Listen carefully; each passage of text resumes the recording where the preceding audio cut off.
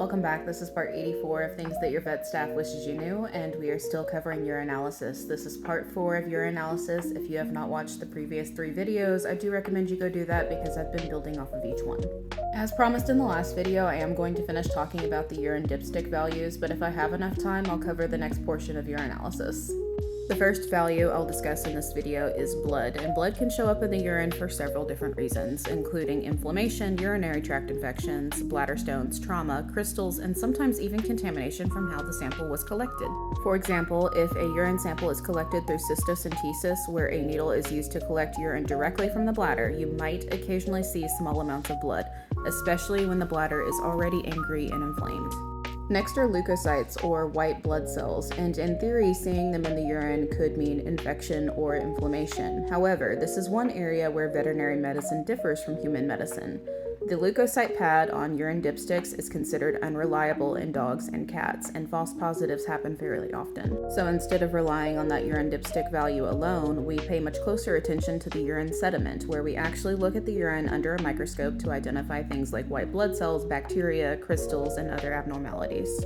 So I do have a visual for you. This is a picture that I took on a microscope of a urine sediment from a dog that was having pretty significant urinary concerns, and on it you can see red blood cells, white blood cells, and a crystal fairly clearly. I'm gonna try to point this out without getting in the way, but right here, this rectangular thing, that's a crystal. These purple circles right here, that is a red blood cell, and this right here that looks a little bit more granulated is a white blood cell. And the last urine dipstick value I'm going to cover is nitrites. So nitrites show up when certain bacteria break down nitrates, which are a normal waste product. And what that means is nitrites can suggest infection, but they're not reliable because not all bacteria will convert nitrates into nitrite. And they're even less reliable in veterinary medicine than they are in human medicine because there's factors like how long the urine actually sits in the bladder. Pets usually pee more often than humans do, as well as just general urine physiology for the species. For the sake of nuance, I do feel like it's worth mentioning that nitrites can show up because of things like contamination.